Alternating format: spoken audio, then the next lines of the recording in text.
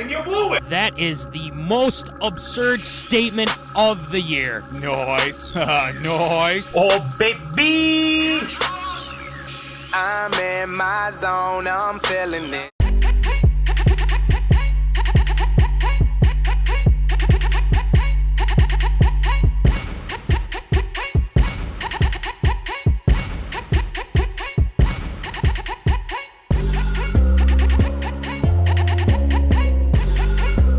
Live from West St. Paul Studios, it's time for MinneZona Sports Live with DJ Matty C and Paul the Shield Vold.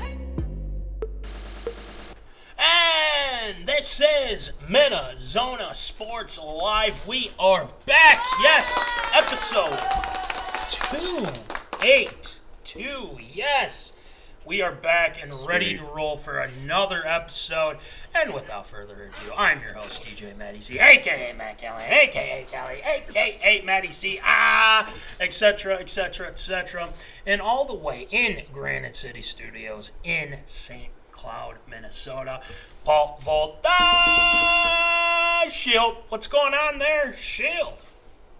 You know, of course, we have a lot going on here with the show here tonight, but last night kicked off a brand new season of softball as well.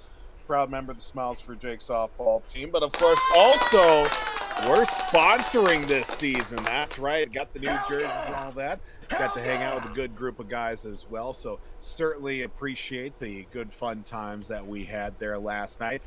Started the season, lost the first game, but we did rebound nicely. A nice win there to cap off the night. Looking forward to another great summer of softball. The goal for last night was to not get hurt. Mission accomplished. Little sore, but we didn't get hurt. Looking forward to another great show. Hey, you know, we'll take whatever we can get in that aspect for sure. So, glad we are a very proud sponsor, and shouts out to your team, and we will keep in tune. We'll be getting updates. Glad you didn't get hurt. We need you for the show, especially on a jam-packed night like tonight, because it's a lot of Minnesota sports. We really haven't been saying this a lot because, to be quite frank, not a lot of Minnesota teams have overlapped in their playoff pushes. The Wild, the T-Wolves, and the NFL draft happened. We have to talk about the fallout in regards to that as well. But not only that, we are doing the top 10 infamous list for the first time in 2 months, I think. So we did Hall of Shame. That's connected. So, I mean, that all makes sense. Right. But we are ready to unveil our list for this time around. You could probably guess who's probably going to be on these lists. Let's just put it like that. So you guys can, use your imagination who that might be. But, and shouts out, before we get going here, shouts out to our guy, Mikey Ryan, for winning the draft giveaway. Mikey was the only one to pick the Vikings to be Wild. With that being said, he is winning one of those hats. I think he already has one of them, so he'll get the other one. The one he doesn't have, he will be getting that. So I want to say he has this one already. Correct, so he might be getting this one, but vice versa. Either way, he's going to be fine for football season. He's going to be just fine. Football season, golf season. He'll be fine.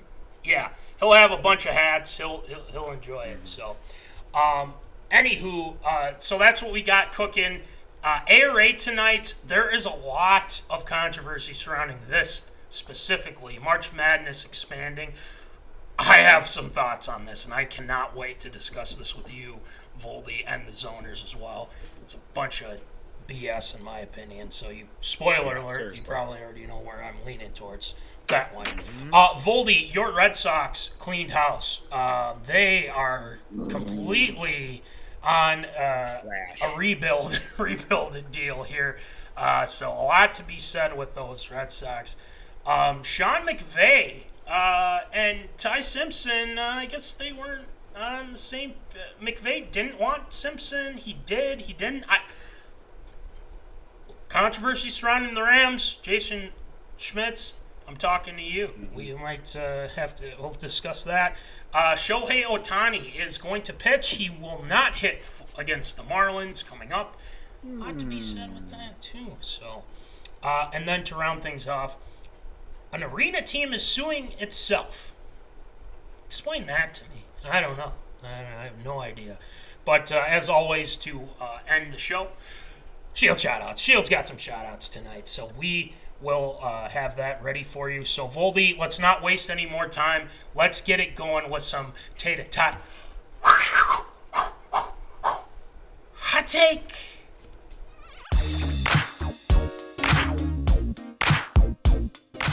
Fresh out of the oven, it's Tater Tot Hot Take.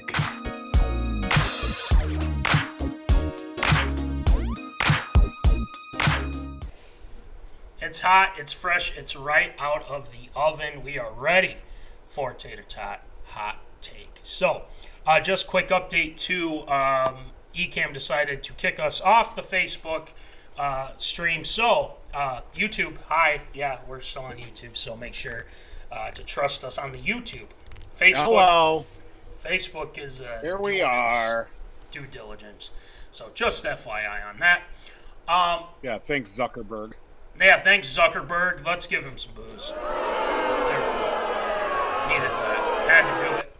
So, the Minnesota Timberwolves, Voldy, they have a 3-2 lead over those Denver Nuggets. And let's just say it's been an eventful series, to say the least. Some good, some bad, and some injuries, to say the least. So, the Minnesota Timberwolves unfortunately lose yesterday to the Denver Nuggets, 125-113. It wasn't a good game for the Wolves. They turned over the ball 25 times, which won't win you many games. And a lot of those turnovers came in the first quarter, or actually just mostly the first half. Let's just put it like that. They looked out of sorts.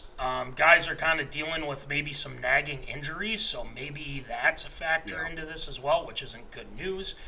But they still hold that 3-2 lead. They do play the Denver Nuggets tomorrow at home at Target Center, so that is something where the Wolves, this is an absolute must win for sure. I won't like if they lose this game and have to go play in Denver again, and all of a sudden the momentum swings back to Denver. But we'll discuss more in depth here. But it wasn't a great feeling, them losing, and again, another late night game. You know, you can't escape all these late night games from the NBA, from the NHL. They want to favor those West Coast teams, even though Denver's technically kind of not really West Coast, but at the same time, I digress. Voldy, the T-Wolves still up 3-2, lose to Denver at Denver this past last game here. Are you concerned going into Game 6? And I ask this of the zoners and the people that are tuning in right now. Are we concerned in Game 6? Or are we still feeling confident? The Wolves do not have Dante DiVincenzo. He is done for the rest of the playoffs. Tore his Achilles. Done. Really sucks for him. Prayers out to him, and it's been a speedy recovery. Very similar to what happened to Jason Tatum, I think, last year. And we wish him nothing but the best and a healthy recovery. And Anthony Edwards going to be out for a couple weeks, it sounds like. So, Voldy, are we confident in the Wolves still with Ant being out, with DiVincenzo being out, and obviously with this loss last night? What are we thinking? What do you got? Well, definitely the confidence is definitely very low right now, just because of the fact that you throw in, of course, the injuries with DiVincenzo and Ant being out indefinitely with that knee hyperextension. But let's also throw in the fact that Naz Reid was out for a good chunk of time too with that game Monday after he rolled his ankle. So now you got Naz Reid coming into the contest with a kind of gimpy ankle at a point where he's probably going to be leaned on quite heavily. Of course, Julius Randle too. Then you throw in obviously Gobert, and of course the acquisition from Game 4 into Game 5 with Ao. That's how do you pronounce the guy's name? Is it Ao Desunmu? I don't know. I've Pretty heard it a good. bunch. Yeah, that's actually pretty spot on, I will say. Oh, there you go. I just completely guessed. But yeah, given the fact that he put up 40 points in Game 4 there to get T-Wolves up 3-1 in the series there, that was huge. But now we're going to have to see here, of course, now this is a critical point now where we're going to have to see these guys really step up. So my confidence right now from when I initially started talking to now was fairly low. We're about 50-50 right now. We're about 50-50, maybe 60-40. We'll say 60-40 confidence saying they close things out in Game 6 as opposed to 40% saying we're gonna have to tighten down the ship for Game 7. Yeah, and I think there is a level of concern. There's no ifs, ands, or buts about it. The question is, can this team come together and just take care of this one game and not have literally the whole Denver / Colorado State come after Minnesota, because apparently they're just trying to get Minnesota fans going and trying to say that you haven't won anything and you're talking crap and this and that. It's like, we really haven't. The person that they're mad at is Jade McDaniels, and yeah, I think they just need to relax. To be quite honest, look, Jade McDaniels called you guys out after Game 2, and between then and what's going on right now, he's kind of been proving his point. If Ant doesn't go down, I think they win Game 5, to be quite honest. Mm-hmm. And, they don't have all these terrible turnovers. You clean that up at home tomorrow, you should be fine. The only two people you need to be concerned about is Jokic and SGA wannabe flopper Jamal Murray.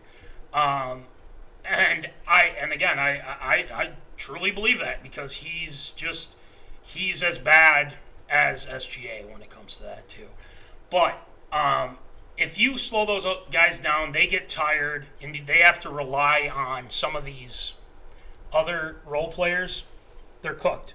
I think they're cooked if you do that. Now you gotta do what you can against Joker, but no stupid mistakes. They had too many mistakes in that game, and they tried to catch up. They get close, and then all of a sudden, Denver would pull away. Now, I don't think anybody was expecting to see what they saw from Io, and Io is a dog, man. He is so good. I love how he plays, and it comes down to all of these guys stepping up while Ant is out, because you win this game, I think they would have to take on the Spurs, if I'm not mistaken, which is another team that's going to be tough to beat, to say the least. And I think the hatred that these Denver fans have towards the Wolves is just kind of silly, to be quite honest. I feel like they can get mad at Jade McDaniels all they want, but you know what? He was right. You attack this team, they fold. You drive to the basket, guys are going to get buckets. Randall has done it against them. Io's done it. McDaniels, you name it. He was right. Now, I don't want him to say that thing and then lose the series, right? So they have to win this one. I mean, I'm with you, Voldy. I think it is a 60-40 deal here. And I think I'm confident in this team. I just don't want them to take this as, well, we're going home, so we're good to go. No, this team's going to fight too. I mean, they're not going to give up easy. They want to beat you. And I think you have to, defend home court and move on to the next round. If you win this game, you're that much closer to getting Ant back. And it sucks. Hyperextended knee is not something to fool around with, especially when it's a bone bruise, which is tough in itself. So I think this is a very crucial game for the Wolves. I'm not super out on it, but if they lose this game, I just think Game 7 is going to be super tough for them to win. I mean, we're talking a raucous crowd. We're talking them fired up because they're going to come back from a 3-1 deficit. No, we can't have that happen to the Minnesota Timberwolves. They need to come together tomorrow and get it done. So, I quick want your thoughts, Voldy, before we move on to our next one, since we have so many hot takes tonight. Jaden McDaniels, the layup that he had in Game 4. Some say unwritten rules and all that, right. Whatnot. So, and most people are saying, look, the ball was thrown up to him and he just laid it up. I think you can be right on both things, but at the same time, why was every Denver Nugget leaving the court right when the clock is still going? They throw it to McDaniels, and he's just like, oh, I can hold it and just call it good or whatever. I understand that. But he just went and just laid it up, and there was like 1.3 seconds. He starts running, and then Jokic flies across the court, gets in his face, and is like, what do you think you're doing? And McDaniels he was holding him like this. He held his ground, and then he just kind of let him go and just was like. Just let him go, yeah. What are your thoughts on that whole situation with Jokic and McDaniels? End of the game, tension's high, heat of the moment. I understand the whole unwritten rule aspect, but at the end of the day, there's still time on the clock. And, you could, obviously you had two sides of the coin there, and the one that landed was the one that said, oh, I'm going to lay this one up, as opposed to just holding it for the extra couple of seconds to run out the clock. And look, I think in the long term, it's probably more of a mental game out there. We're all playing chess out here, and Jokic is trying to play checkers. So right now, Timberwolves are already leading in that category for that regard, trying to play mental games with that. So I have no problem with it. Of course, if it was literally as the timer went off and then he laid it up, then I would have a little bit more concern about it. But if there's still time out there, I would say, you know what, it ain't over until it hits 000. So I have no problem with it. And that's the thing. This rivalry is what people are loving about everything about this team is that the Wolves are embracing this rivalry. They don't like them. They don't like us. Fair enough. But I just think that whole situation, I'll give my 2 cents. Stop them. Go stop them. Play defense. Time's still on the clock. You're NBA players, and you took it in unwritten rules and this and that. Oh, cry me a river. Oh, it's too bad. Boo friggity who. So sad. Last thing. Voldy, you picked the Wolves in 6. Is that still the same sentiment? Still holding it. I think the having the home court advantage coming up on Thursday is going to be huge for the Timberwolves. I mean, we've seen what a home crowd can affect a team, and ultimately when it comes to play there, of course, a chance to close things out at home. I think the Timberwolves would definitely take it that way. Certainly would help if we would have Anthony Edwards fully healthy, and of course, all the other guys that are kind of limping in at this point. But I feel confident enough that home court will play an advantage here in this contest for the T-Wolves to close it out tomorrow night. Let's get it done. I'm in the same boat. I think they're going to win. I know I said Wolves in 7, but at this point now, this is very important for them. Get it done, end it, call it good. We're on to San Antonio or whoever that they would play. And I don't think hopefully it's not OKC right away. But we'll see how that all turns out. So, all right. Wolves are playing tomorrow. We will keep in tune with that. Check out our socials medias. Let's move over to another team, our Minnesota Vikings. Our Minnesota Vikings have completed the 2026 NFL Draft. Hat switch, boom, bada bing, bada There boom. it is. Have to put on the colors. Yes, Skull. I'm wearing the sweatshirt tonight as well. Draft fallout. A lot of the experts are scratching their heads, and one of those people being Mel Kiper, some other analysis and stuff like that about the Minnesota Vikings. The Vikings in the first round, they go ahead and they draft the defensive tackle out of Florida, Caleb Banks. He is a giant human being, to say the least. He is 6'6", 330 pounds, just a monster. But a lot of the analysis and a lot of the people around the NFL are saying, well, he's dealt with the injuries. He got injured in the combine. His foot is, he got injured it again. What's his health deal like? Well, the Vikings have one of the best physical therapy / doctors in the world at TCO. If they believe that he's good to go, I believe in the people at TCO that he will be healthy. It sounds like he will be ready for mini camp coming up in June, so that is good news. So let's just start there, Voldy, and then we'll kind of look at a couple other guys that might, provide a little bit of an impact as well, who they drafted too. So, Voldy, your thoughts on round one for the Minnesota Vikings, them drafting defensive tackle Caleb Banks. What do you got?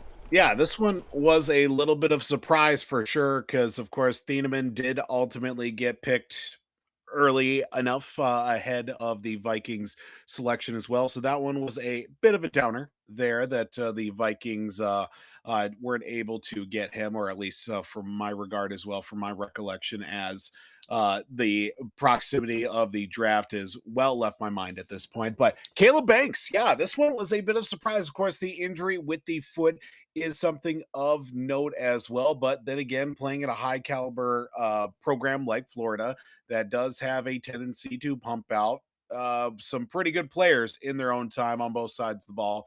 Definitely something that I am not overly concerned about. I think it's a good enough choice because, yeah, with the absence of depth at the tackle position there on the defensive line, this is a good enough pick. You go out and get a guy like Caleb Banks. You get that foot good and healthy enough. I will certainly be happy with that selection too. But another thing, let's talk about this, Matt. Round one of the NFL draft. I cannot tell you the last time I was awake and watched the whole first round, beginning, middle, end. 2.5 hours of program from pick 1 to pick 32. Now, usually by the time the Vikings were picking, I've already turned the TV off. I'm going to sleep, or I'm very close to going to sleep, or I'm watching it on my phone in a pitch black room laying in bed because I got to get up early the next day. But I watched the whole thing beginning to end, and I was astounded. It felt like by the time one pick was in, the next pick was ready to go. And I'm like, yes, this is what we're talking about. It's about damn time. It's about damn time. Well, and that has been my gripe with the NFL draft for the longest time too. We talked about it. Absolutely. While the draft was going on in our channel there, or Messenger, lack of a better word. They had the picks in right after Mendoza was picked. The clock was going for maybe 20 seconds, and then the pick was in. Right. So it's like, this is awesome. This is good. This is what I'm talking about. Teams just need to be prepared for anything. And you can't just take – there are teams that take up the full time, and we don't know what the hell they're doing. And so the NFL, thank God, they're just like, all right, we're cutting the time down a little bit now. Let's see what happens. And like you just said, that is how it should have been for years and years and years.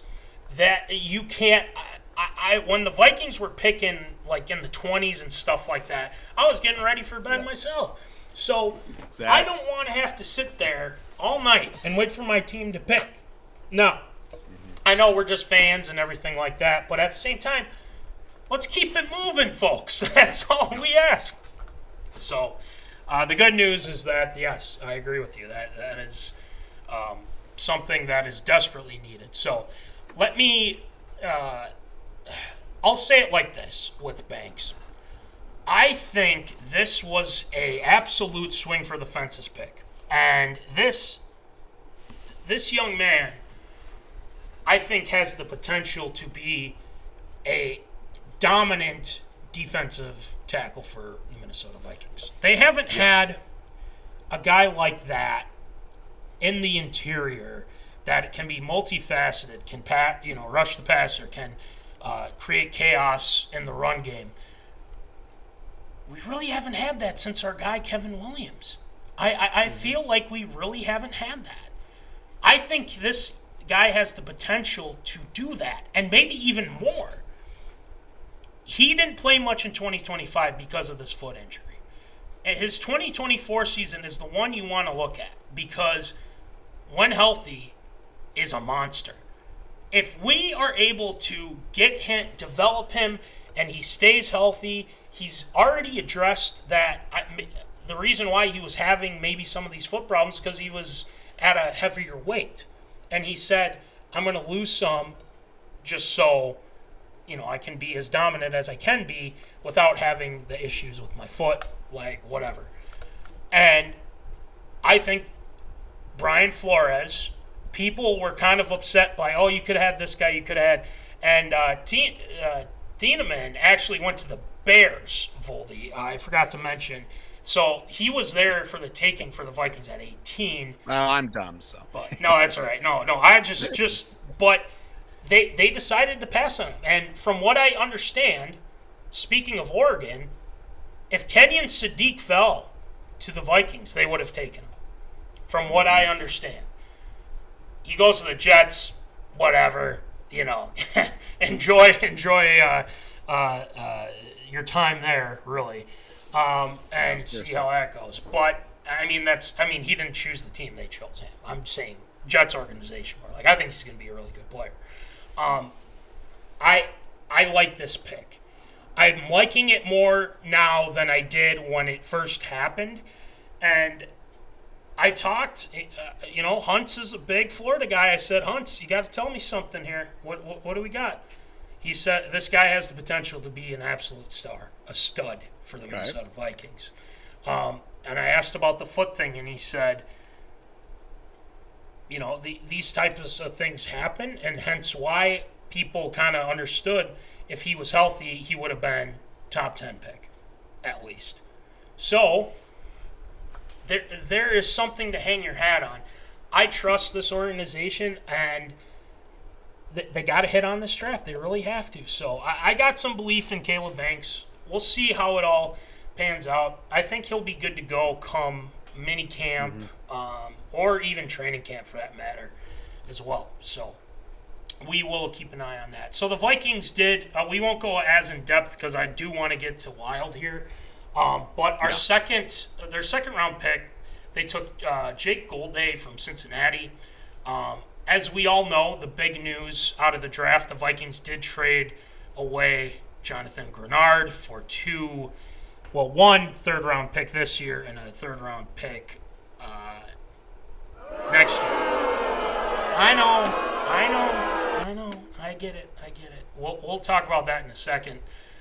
Jake Goldday, I think it sounds like he plays all over the field. Sounds like a Flores type of guy. I think he'll be pretty good. He's a 6'5" off-ball linebacker, so can be an edge rusher, can be out in coverage and things like that. So I think it's a pretty solid pick. We'll have to go in depth another time, but this one is probably my favorite.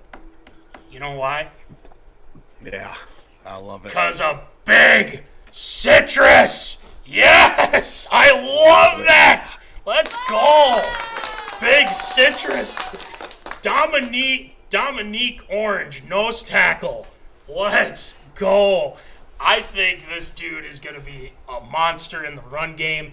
A guy that could be Linval-esque, I think, with the Vikings. Big Citrus. The guy looks like he's going to be a monster, and this is kind of another Flores guy. So, Voldy, do you like the Big Citrus? What do you got? Oh, yeah, absolutely, especially being a nose tackle, too. I think that's one thing that the Vikings are looking for is to stop the run. In division, in conference as well, there are some touted running backs for sure, and if you can't stop the run defensively, then what are we all going to get done in the first place? Vikings definitely got slashed a lot in the run game in the season for sure defensively, and they could certainly use all the help they can get. Just adding another young piece to an already, I would say, younger and promising defensive line group too, but having a guy in there that could be very much Linval Joseph-esque is definitely a great pickup for sure. And just love the Big Citrus for sure. It's on my it's on the short list of possible jerseys to get in the near future. I just think I need to do the whole nickname thing on the back of the jersey. Oh yeah, Citrus. definitely. Yeah. Not even one. Big Citrus. Yes. Absolutely. So, we don't have time to go all through all of them here, but Voldy, out of the list that you have, what I have sent, what is the most intriguing to you? What pick do you think is going to be like, this guy might be pretty good, outside of Banks and what we talked about with Big Citrus? Well, one thing that definitely caught my eye for sure is a fifth-round selection, number 159, Max Bredson, the tight end fullback out of Michigan, former teammate and now reunited teammate with J.J. McCarthy there for the, when they are in Michigan too. Of course, with the retirement of C.J. Ham, that does bring up an opportunity for a possible addition at the fullback spot. But if you get a guy that is versatile in the tight end of fullback situation too, and that will be great to have because the offense that the Vikings do have does call for a fullback at times. And of course, we have seen how that edge or opening up a hole or maybe even get a couple touches down at the goal line for sure. And Bredson will definitely have to earn his stripes for sure. But having that, having that pedigree of being J.J. McCarthy's teammate in college and also being a versatile enough guy that can play, of course, off the tight end and, of course, out of the backfield as well, will definitely bode well for Bredson in the early goings of his career. Yeah, I like this pick a lot, actually, and especially with the familiarity with J.J. McCarthy, but also, with, Kyler as well. The protection is going to be key here. Mm-hmm. The Vikings did add an offensive tackle from Northwestern who I've been looking at, 6'8", 323 pounds. You want to add some depth because the Vikings didn't really have that last year with Caleb Tiernan coming in. But the one that stood out to me, this guy, I keep looking at this name and I keep seeing some highlights of this guy. Jacoby Thomas, the safety from Miami. Mm-hmm. That guy has got some attitude and he is very, when it comes to blitzing and everything along those lines, this guy reminds me of Harry. And I think there was a reason why that they were kind of eyeing this guy here in day 2. I think this might be a very good pick. If Harrison decides to come back, that's great. Because then he can help Jacoby become a very good safety. I like this pick a lot. And I think this is a guy that has high football IQ. He's had a good number of interceptions last year. He only allowed 1 touchdown in coverage last season at Miami. And that is what you want to see from a safety. This isn't like the whole Lewis Cine thing. I think this kid's going to be a good player as well. So I think that's probably my top one out of it. A close second, Dedmon Claiborne. This dude is quick. He ran a 4.3 in the 40-yard dash That's what you want to see. Wow. We need that speed. No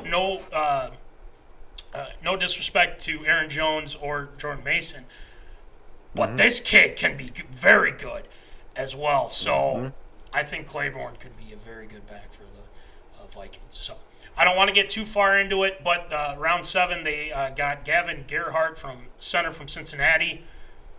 We've seen some late round guys come up and be a starter, so just keep an eye on that name too. So, all right, we'll see what happens as we go on. There was news that the Vikings are, maybe they're even doing it right now, are hosting former 49ers wide receiver Jawan Jennings. He is here in Minnesota right now. Voldy, do you like that for wide receiver 3? What do you think?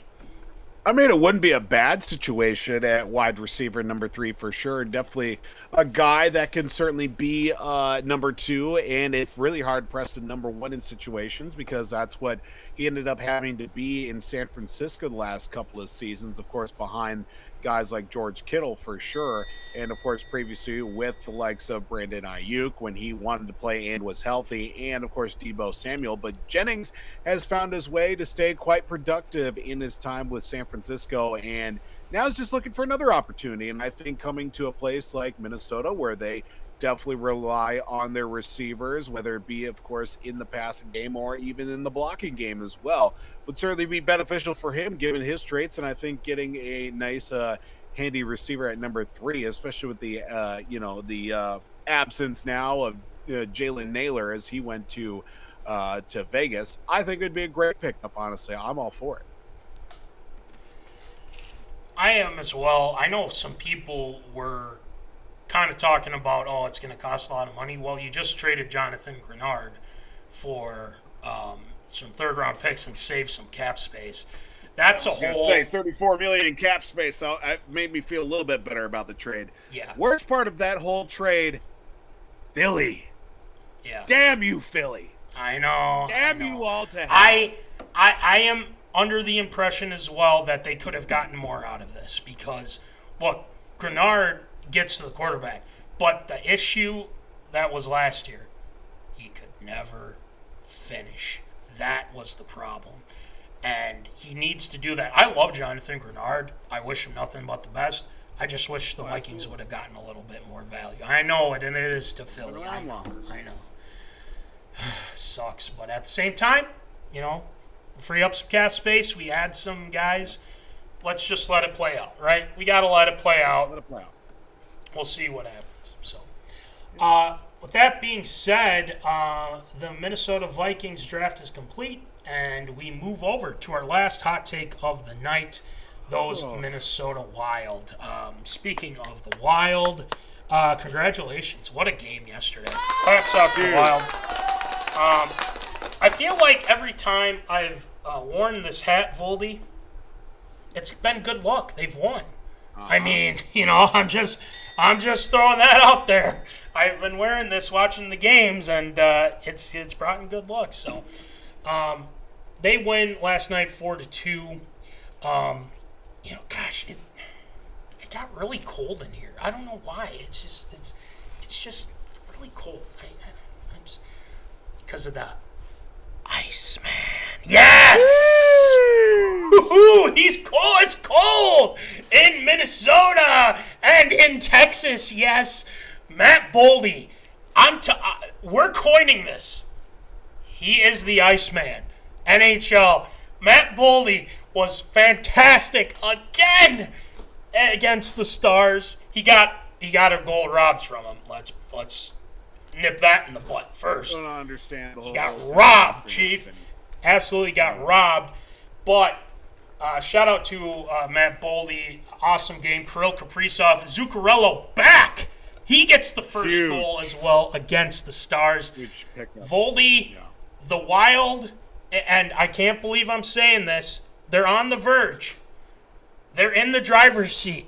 They can get this done tomorrow. And finally, hopefully, fingers crossed, get out of the first round. I don't want to jinx it, but Voldy, what are your thoughts on Game 5, and what are your thoughts coming up here for tomorrow? What do you got? They've certainly not made it very easy on themselves. And one of the things that I said at the beginning of the series, of course, was you got to stay out of the penalty box when it comes to this Dallas team. And that's been the real Achilles heel for this Wild group here, as they keep giving away power play chances. And Dallas has found ways Very to true. convert on them.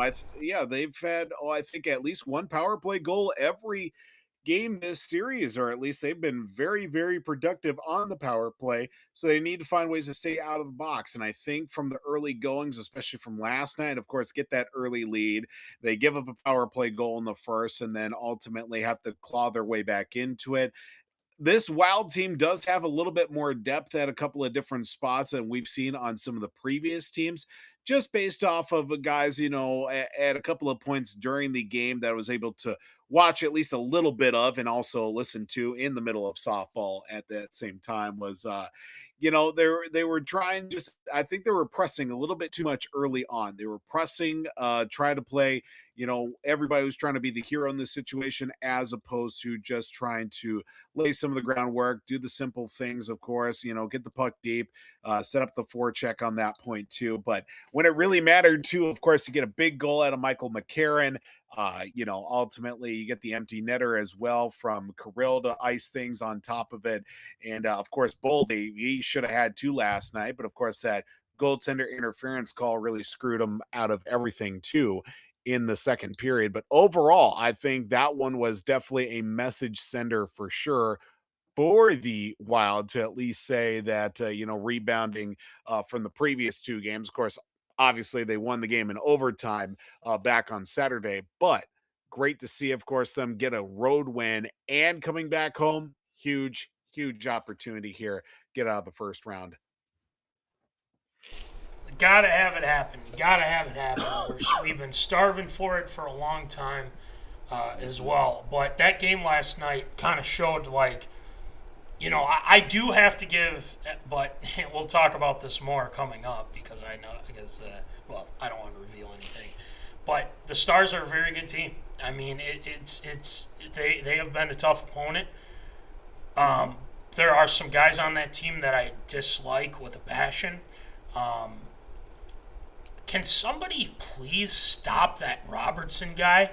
Good Lord. Every time I'm watching, I'm just like, why does he keep scoring on us? Why does it just somebody nail this dude? I don't know how he keeps scoring on us. But I would like to kind of see that. Voldy, you brought up a great point about the power play. The Stars thrive on that right now in this series is the power play. So the Wild have to, like you just said, keep out of the box. But the Wild have been good on 5-on-5. Their power play hasn't been great. In the regular season, it was really good. But this series hasn't been great. But I think that has a lot to do with the team they're playing. And this team has kind of that playoff, it has, a lot of this playoff experience. Not saying the Wild don't, but, it's been a long time since I got out of the first round.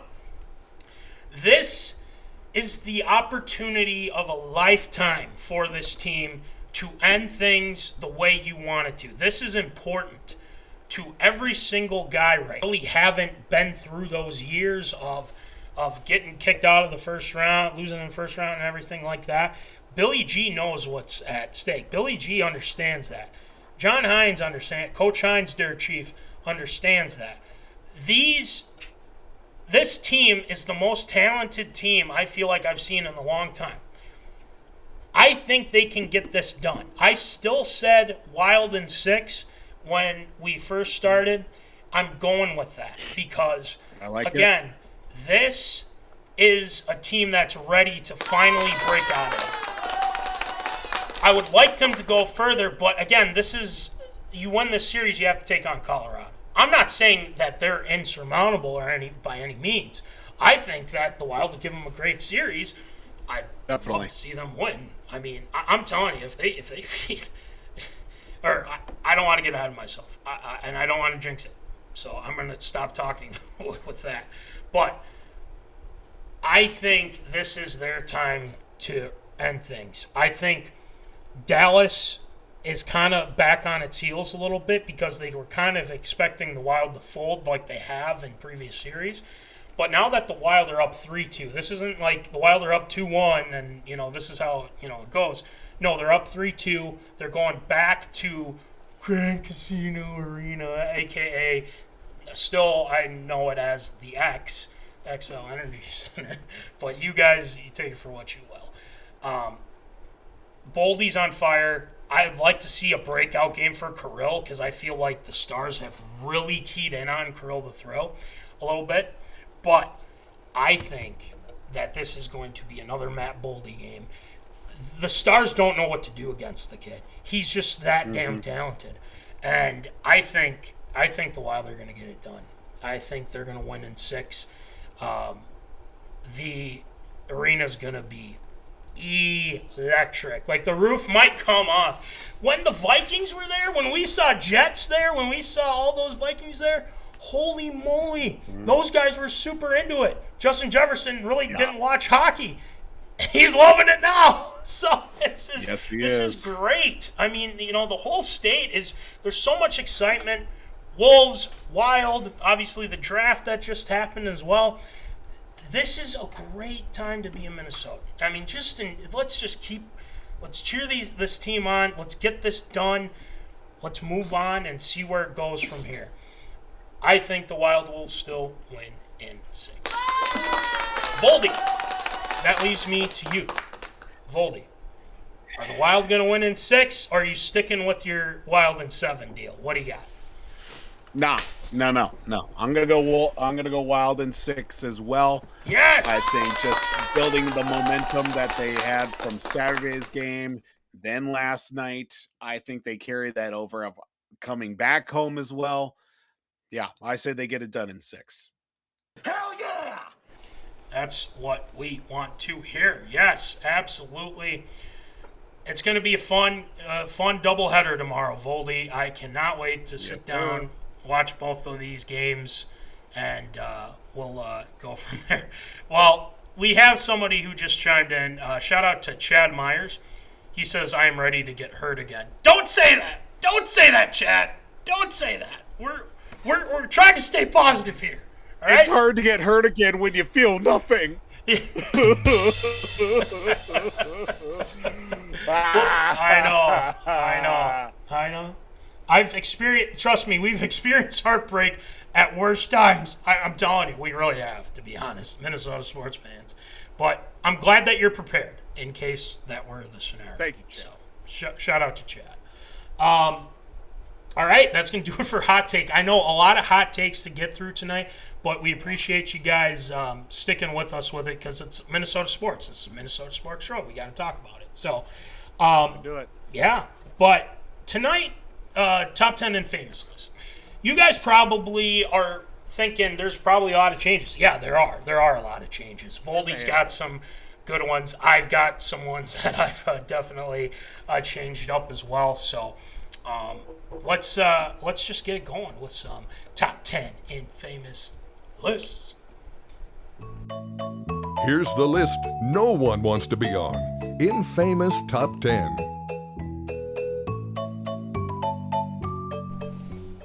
I still love that. The whole oh gosh, the wheel thing. I mean, it just brings a smile to my face. I know we got to take A-Rod off. We got to take Infamous James off, but we'll have to update that at some point. So I love that. Love it. All right. The top 10 infamous list. Now, like I said, there's changes. There's been some changes. Voldy, I'll start off tonight because I believe that your list, you have a lot to say with your list. I have a lot to say with mine, but I probably not as long as yours, so I will start things off. So, without further ado, since we like doing this whenever we do reveals, let's get the drum roll going. Please. So, let's drum roll, do it.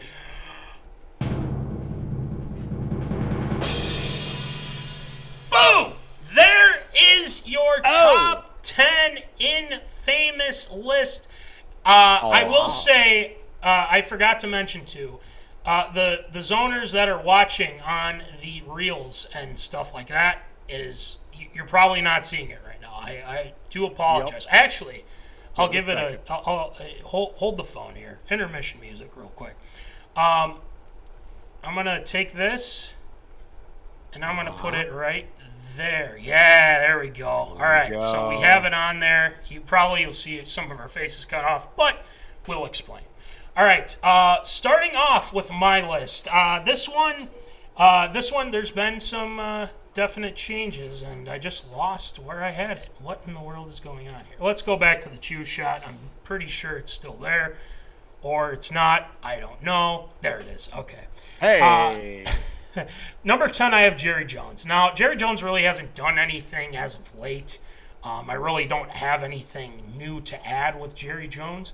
But, again, it's a situation to where, he is, who he is. Yes, there we go, Voldy. We're just making sure that we get this right deal here. So there really hasn't been much of Jerry Jones. But, he's still doing Jerry Jones type of things. So, we'll keep in tune. But he's the owner that keeps doing weird stuff. All right, number 9, WNBA, Kathy Engelbert. Look, Kathy Engelbert, they upped the price range or the salaries for WNBA players. That's great. That's fine. That's dandy. But don't trust her. Can't trust her from that aspect as well. So, there's a lot to discuss when it comes to Kathy Engelbert. So, I will say that her situation, is ongoing, and that's why she's still on this list. Number 8 is where this gets interesting because I didn't really think of this until I watched the Wild game. I'm getting ready for the show, right? I'm putting things together. I'm watching the game. I have my TV right next to me. And then I see what Jamie Benn does to our guy Hartman. What the hell is the matter with this guy? He just comes in and just shoves him right to the ice, cross-checks him in the back of the head and everything. What the hell is that? And not only that, but this whole series he's been flopping like SGA on the ice and, getting magically hitting in the face with a stick and just doing these scummy things. Who the hell is this guy to come out and act like a total douchebag? And I think it is an absolute slap in the face that he only got fined $2,600. Really? So you're preaching safety, NHL, but you're not punishing the guy that literally had Hartman down on the ground, his head on the ice, and he's putting his stick right to the back of his head. What the hell? Insane to me. It's insane. So Jamie Benn's on this list, so congratulations. It only took me about 10 seconds to put you on this list while watching the game. So Voldy can vouch for me on that one. Number 7, Angel Reese. Oh, Angel.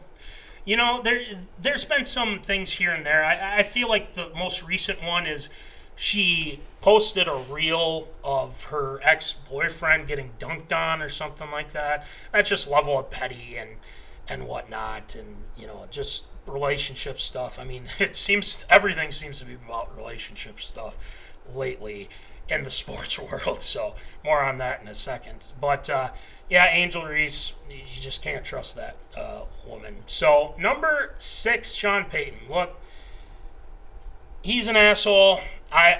You know the deal when it comes to Mr. Payton. I can't stand the guy. I think he is an absolute thorn in my side, but Minnesota Vikings fan sides and a lot of other teams as well. There really hasn't been anything new with him, so don't really have anything new to add. Number 5, Jordan Hudson. I just recently saw that she put in her 2 cents about the Vrabel Diana Rossini thing. Shut up. That's all I can really say to her.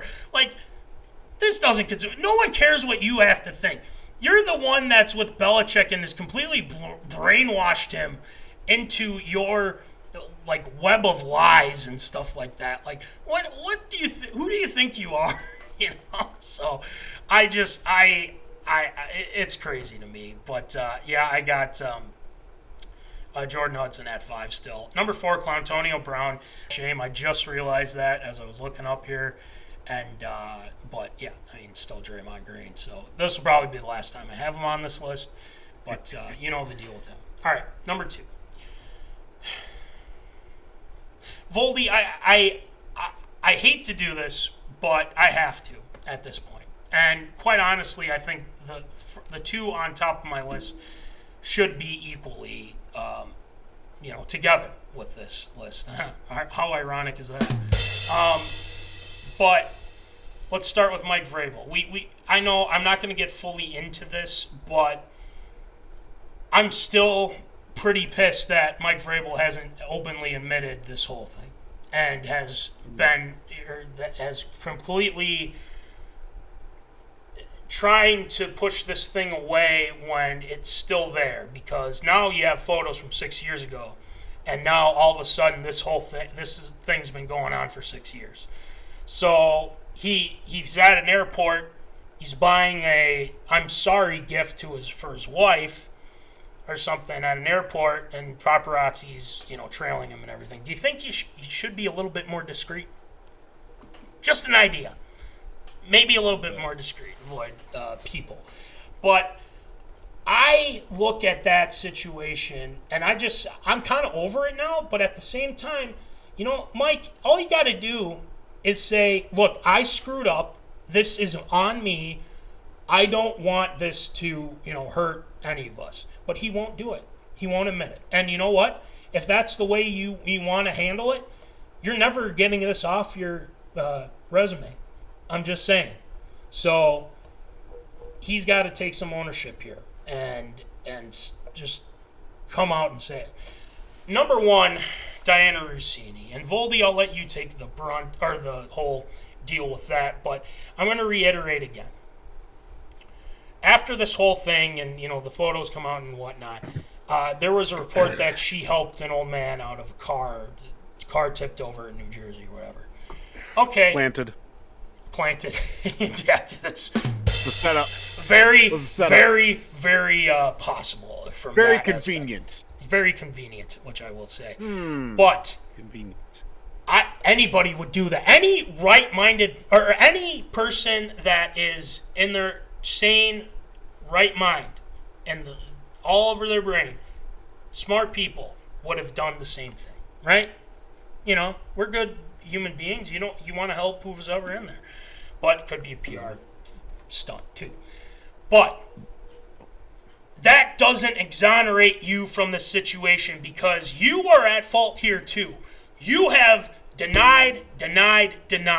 You need to come out, Diana Rossini, and take some ownership here, because right now people are all against you. I think right now, and some people have said this, they think her career is done, absolutely done, cooked, adios. I know I said there might be, do some accurate reporting, this and that. I don't know if that's going to be the case, because who can trust her? Nobody. Who can trust Vrabel? Besides the Patriots, I guess. But Diana Rossini has said nothing but lies with this whole thing.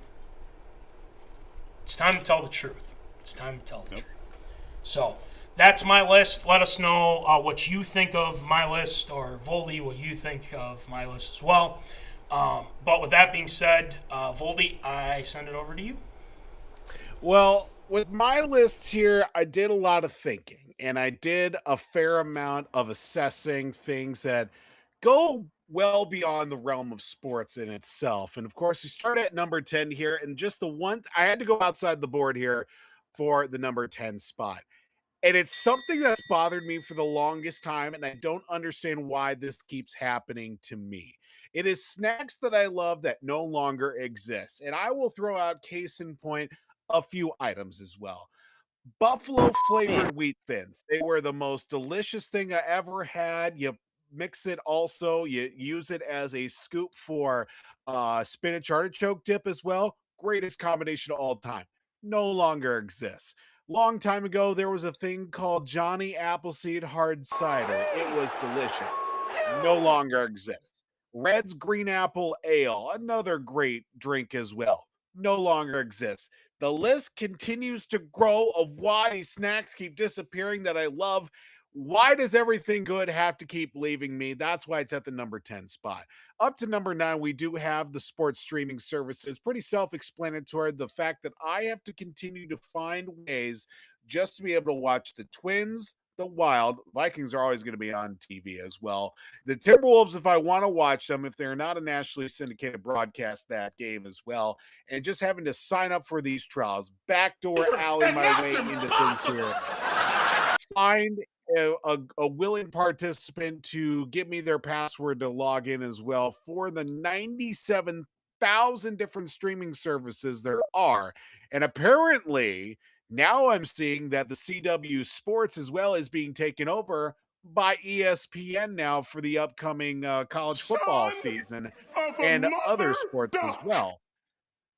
So annoying, and it will never probably leave the list to the point where everything is probably just going to be under the ESPN umbrella to the point where it's just all one big happy family in that area. Number 8, the transfer portal. Now they're starting to crack down a little bit more on some of these things, but just the fact that we could get some of these college athletes transferring school after school, 1 year after the next to a different program, maybe even different sports too, and just continues to be more and more of the Wild West. But they are cracking down on that a little bit more. So that's why they kind of moved up but moved down at the same time. At number 7, the Dallas Stars. You sit on a throne of lies that was constructed by Norm Green. 3 words. Norm Green sucks. That is all that needs to be said with that. And of course, the fact that you want to say that if you're the better team out of all of it and you enjoyed the fact that your franchise was stolen from the state of hockey, no, no, I'm not putting up for that anymore. Just the cast of characters that they've had over their years, and of course, the dirty play that Jamie Benn threw on the other night, for which he was promptly fined for as well, serves him. So that's why Dallas is at the number 7 spot. The Big Ten Conference. Oh, the Big Ten Conference. I thought it was hilarious when the Big Ten Conference went from 10 to 11 teams and they had their logo that had the number 11 in between a couple of letters. Like, that's funny.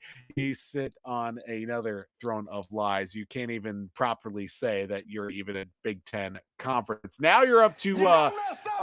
Last count. What now? 18 teams in the conference. Soon to be pushing 20 on top of that too. Continues to be even more and more ridiculous, spanning from coast to coast.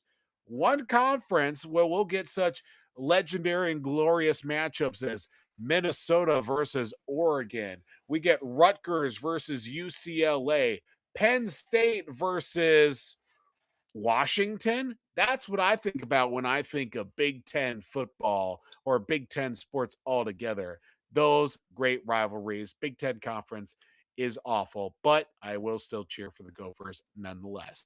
Up to the number 5 spot, those slanderers of Shadur Sanders that dropped him all the way down from a surefire, bona fide top 3 pick in the 2025 draft to where he goes 5th round, has to earn his way onto the roster, gets elevated from 3rd string, gets to backup, and ultimately closes out the season as the starter. And out of all of it, too, oh, yeah, he ends up being a Pro Bowl quarterback as well as a rookie.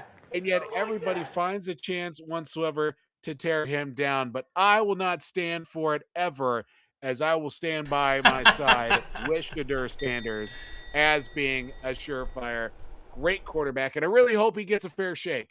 I really hope he gets a fair shake this season with everything that they've got coming in. Deshaun Watson apparently is back in the mix there with the quarterback. Of course, Dylan Gabriel. And of course, they drafted a guy as well for Todd Monken's team too. So it'll be very interesting. But all those the Shadur Sanders slanderers are awful people nonetheless. Then we go up to the number 4 spot. The national sports media continuing to push aside how great that Minnesota pro sports is and just finding ways to get more and more creative of how awful everyone else is, not giving Minnesota any credit. Sure, do we have some bad moments and some bad times? Yes.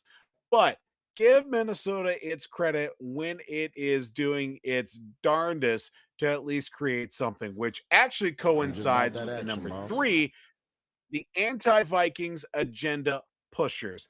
The amount of coverage and talk that we had from the end of 2024 with, of course, the contract Yes. situation um, with Sam Darnold, JJ McCarthy, all through the 2025 season of basically talking about what is Minnesota doing? They gave up on Sam Darnold. Why are they playing JJ McCarthy? This is awful. What is happening? Why are they so bad? And then the ultimate cherry on top is, of course, Sam Darnold wins a Super Bowl with Seattle. Congratulations to him yet again.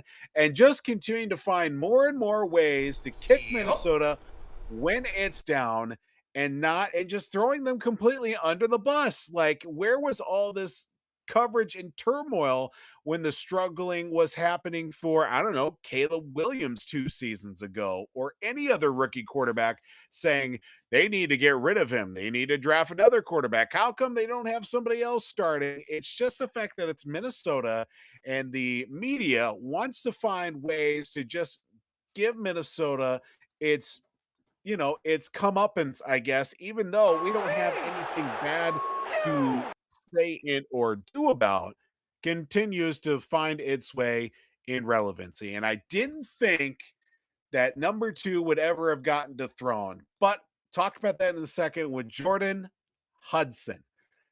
Haven't heard a whole lot out of her except for the comments made by, of course, Jordan Hudson about number 1's spot, but it is dumbfounding the fact that Jordan Hudson, that is still trying to find her way to keep herself relevant. Of course, we saw the whole, of course, her and Bill Belichick being together. That's still a relationship. And of course, now making uh, making their transition from the pro to the college ranks on top of it at UNC. The whole situation of her being with the program, being part of the program, getting her the opportunity to basically come and go as she pleases. Then she's asked to not be there. And of course, the whole highlight of her being, an adult cheerleader as well with their competitive cheer as well. Still very respectable in that manner, but now still trying to find a way to stay relevant with talking about the comments of number 1. Jordan Hudson still in the top of the tier on top of it. Then we get to number 1. Diana Oh boy. Rossini and the Mike Vrabel situation. Look, I'll come out and say it. What 2 consenting adults can do in their own time is none of our business. But here's the issue I have. Both these 2 are married. Both these 2 have children. There are other factors involved in this situation. I feel bad for each other's spouses, for their kids as well. It's a very awkward situation to hear about. It's bad enough that said alleged activities have taken place, or at least that's what the photographs have entailed. Some conversations, maybe some back alley research and private eye work has unveiled on top of it. That's bad enough. But now to see it put out nationally, on social media, on the TV, on the apps, on the streams, it's bad. It's bad whatsoever. Now, the other issue I do raise for Diana Rossini, of course, few weeks, few months ago, we're giving the jabs back and forth. Diana Rossini hates the Vikings. She hates Minnesota, yada, yada, yada. Never going to give them their just cause. Now you throw in all of this with the initial photos coming out, subsequent photos as well, uh, you know, past conversations that have led up to timelines of maybe they're in the same city, same situation, alleged affair taking place too. The one thing that is really going to hurt, at least for her and for her colleagues. Now I'm talking about Diana Rossini's female colleagues in the sports journalism world, is that credibility that was already building up and up to a point where it was probably at its highest ever, sadly and greatly unfortunately, has already been knocked down. And if they aren't back at square one, they're at like square 2 or 3. Just from the point that not only they've built themselves up, that being female sports journalists that have put in their time, they have done their work, they have put through all the misogyny and all the masculinity throughout the years to get to this point where they are very greatly respected in all Yes. fields. Now you get this that really knocks them all down back and hurts not only Diana Rossini's credibility, which is non-existent at this point, but also hurts back to the Mina Kineses, the Courtney Cronins, the Aaron Thompsons of the world. Now will have to be back on the sideline. Now, I'm not talking about any one of them in the same situation that Diana Rossini has put herself into, but it hurts. It hurts that we have to now can take that into consideration with Diana Rossini and of course with Mike Vrabel, two consenting adults in a tough, sticky situation that is not good for anybody. But at least for Mike Vrabel and his situation, it would have to be more of a team issue as opposed to a NFL league issue, which they have come out and said this is going to be more of a team situation if any sort of punishment penalty would come through. But as of right now, nothing has come out of it. And hopefully things will come out better for everybody involved. And just is sad to say that Diana Rossini had to go down this route. And I hope that things are cleared up or at least something is put together. But right now, nothing looks good right now. And that's what I have there for my top 10 and famous list. Well, and just to kind of put a bow on it, and, Mike Vrabel is not going to do this, but, maybe Diana Rossini can have a little bit of pride left and maybe just come out and say, we screwed up. Yeah. And, I'm paying the consequences. That's what needs to happen. Mm-hmm. By them going silent, especially her right now, doesn't help their case whatsoever. They're not going to admit that they lied. They're not.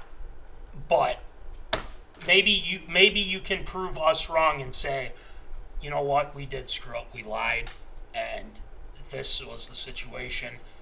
That needs to be aired out. And like we just both said, Voldy, we feel bad for the families. We feel bad for the women who are worked their asses off in order to get to where they are right now.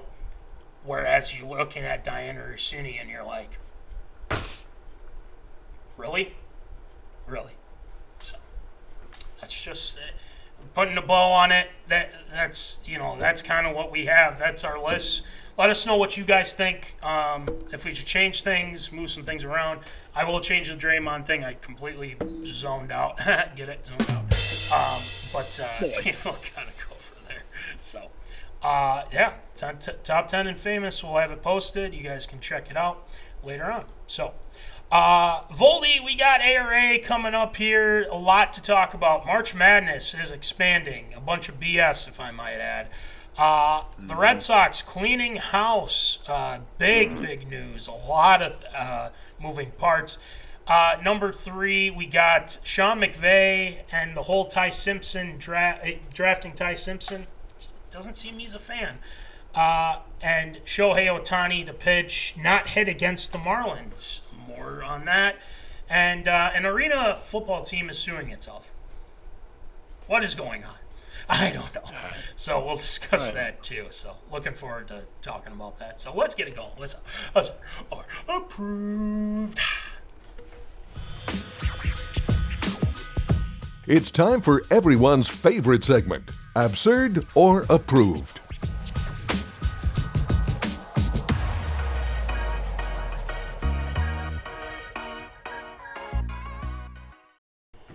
All right, it is time for Absurd or Approved. So Voldy, why don't you rattle them off for us, please? Oh, we start in the world of college basketball. The NCAA has initiated the final steps to expand the men's and women's college basketball tournaments from the right now 68 teams and will be bounced out to 76 teams as the expansion, which has been discussed for well over a year, is on track to be formalized in the upcoming weeks and would begin this coming season. So the 2027 tournament would be the first iteration of this said tournament expansion. As it looks like in the next couple of weeks, we could see a potential announcement for the expansion to become final. Now, right now, as it currently stands, 68 team tournament for both sides. First four games, first four games that take place in Dayton, Ohio. Now, the expansion would look like this. In the men's tournament would be 8 additional at-large bids, what's known as the first four, with 8 teams playing for 4 games in Dayton, Ohio, would expand actually out now to 12 games played by 24 teams at 2 sites, with one of them still being played in Dayton. Apparently, that's worked out very well. The location of the new site is yet to be determined, but was to be expected to be west of the Eastern time zone to help out with logistics. Now, adding on top of that, they're still looking at, of course, with the first 4 games, it's still set to be played at, looks like, still to be played like that Tuesday, Wednesday, with the actual tournament set to be played that Thursday to continue on with the 64 tournament, the round of 64, so on and so forth. But with now expanding out the NCAA brackets for men's and women's basketball, is it absurd or approved with the expansion? Is this good or bad for the college basketball tournaments? Well, I think you know my answer with this. Absurd. I've been booing this. Look, this is another reason why nobody likes and or trusts the NCAA. This has gone on with football. This has gone on with baseball, every sport. They want to try and maximize their pocketbooks, their money. They want money. This is all about money. They want more teams, and they want people to, give all the money they can and place their bets and this and that. This situation, the more you keep changing things, the more it's going to get more and more ridiculous. By the time we reach 2035, 38, or whatever, there's probably going to be like 48 teams or maybe even 60 teams going for the college football playoff or something. Or they expand it to every single basketball team by far. It's a joke, honestly. It's an absolute joke. A famous man once said, and Voldy, you know this man very well. We both know this guy very well. He was a former Minnesota Viking, and he said something after a press conference that has stuck with us for a long time. And he said, if it ain't broke, don't fix it. If it ain't broke, don't fix it. Shout out to our guy, Case Keenum. That is the situation here. We had to throw that to our guy, Case. If it ain't broke, don't fix it. The NCAA said, well, it ain't broke, but we're going to fix it and make it even better. We're going to add more teams. This is going to be fun. It's dumb. It's stupid. It's one of those things where they only care about filling more and more money for them. And that is the sad truth to this whole situation. And I'm sick and tired of it. The NCAA is ruining what things were good back in the day. Not saying the college football playoff is terrible, but there's other ways to go about it. But this for March Madness, why do you got to ruin a good thing? Honestly, why do you have to ruin a good thing? Oh, let's add some more teams. So more teams can get in there and get their asses kicked? Yep. That's what's going to happen. So why are you doing this? It's the dumbest thing honestly, I'm sick and tired of the NCAA just doing this type of thing because it's like, oh, it's going to generate more interest and this and that. No, it's not. Nobody cares. And you're ruining a good thing that people like and enjoy. And you're adding, let's add more teams. No. Out. Absurd. 100% absurd. Voldy, what do you think?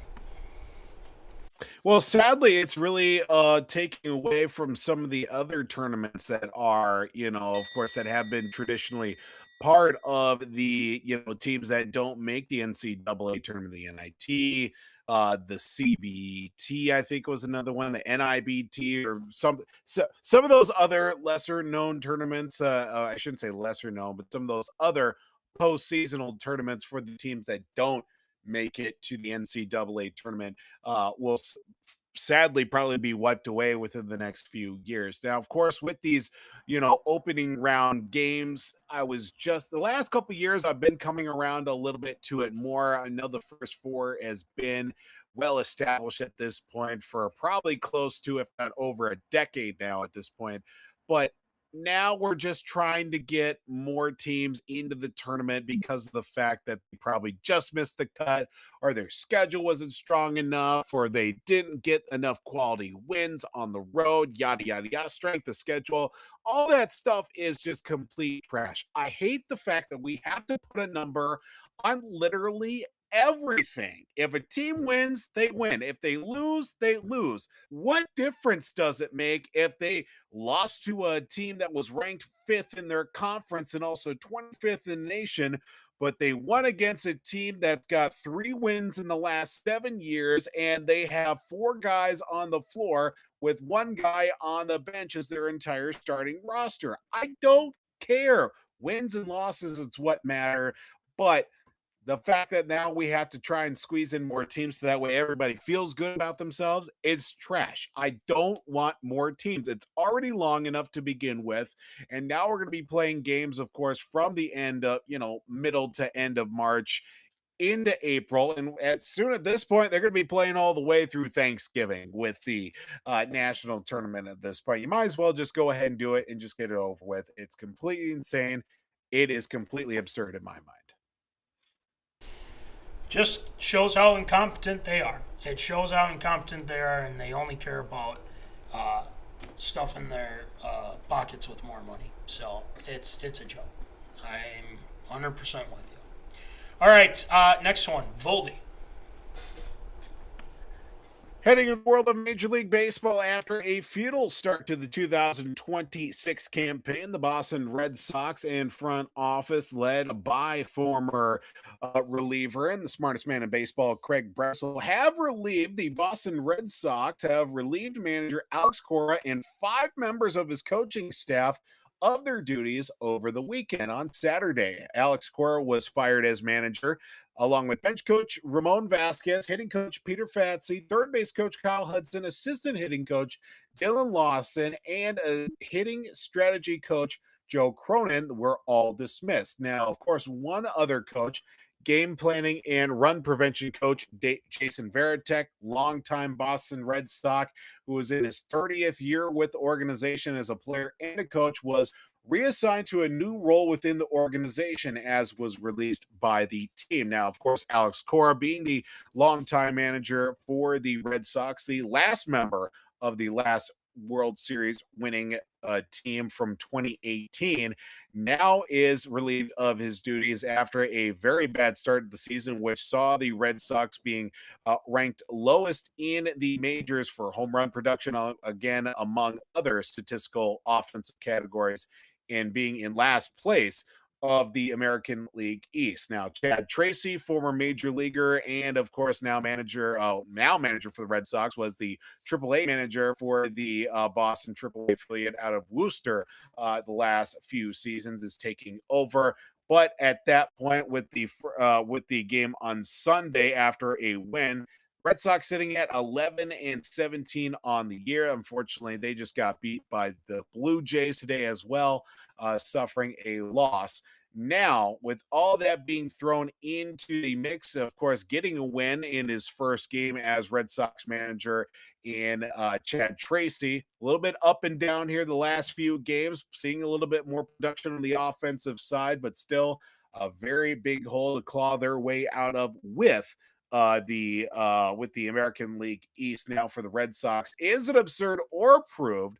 Will the Red Sox be able to find their way out of the basement of the American League East? Now, I'm not saying that they're going to win the division. Yeah, But will they at least get their way out of last place? it's a good question. Apparently, this is surprising. Well, actually, it's not surprising to us per se, but they're having owner issues too. Wow, interesting. John Henry apparently has vow of silence of the whole situation.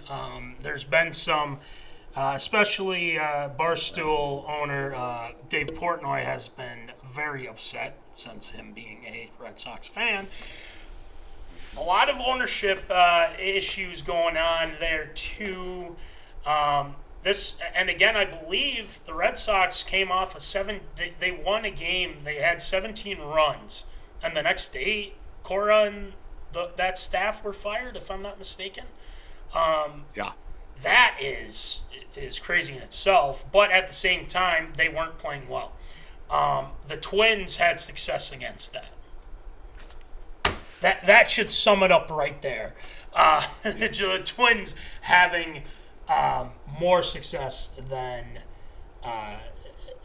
them is telling. So again, this situation has gone from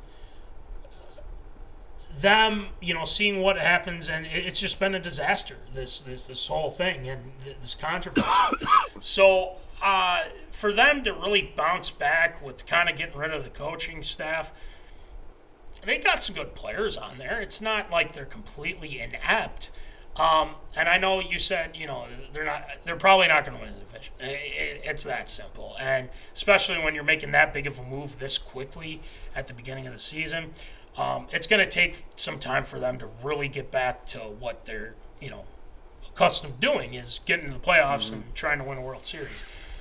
So with all of this kind of hoopla going on here, will they stay out of the basement of the AL East? I know the Blue Jays have been starting to play well. Yankees look good, unfortunately. Orioles are still kind of in that phase, but I'll give it my stamp of approval. I think they'll be a little bit better as the season goes on. I know Craig Breslow, your guy, is taking a lot of heat right now from what I've been gathering, and a lot of people are not fans of what's going on. But I'll give them the benefit of the doubt. I think they'll stay out of the basement, but they won't be they won't be completely out. They'll probably be at the bottom step. Some other team's going to be behind them, I think. So, stamp approval. Foldy, what do you got? Yeah, unfortunately, now with the Red Sox, they did lose their, stud pitcher in Garrett Crochet. He's on his way to the 15-day disabled list, unfortunately. And after he's had a bit of a rocky start to start the season, and I think really the writing is hit the wall now, of course, with the, unfortunate slow start for the Red Sox, bad start as well. All the drama that they had last season with Rafi Devers of him not being a third baseman, then getting switched over to first, that now he just get a DH, doesn't play defense anymore. Then he gets traded, and ultimately he's perfectly fine playing first base for the San Francisco Giants. And the Red Sox have been hurt in many, many ways, of course, with the troubles that they've had with Tristan Casas and his injury as well last couple of years. Some promising prospects that have not really panned out. Roman Anthony's having a tough start to the season too. I mean, some of the other guys, Marcelo Mayer is trying to put things together on top of it.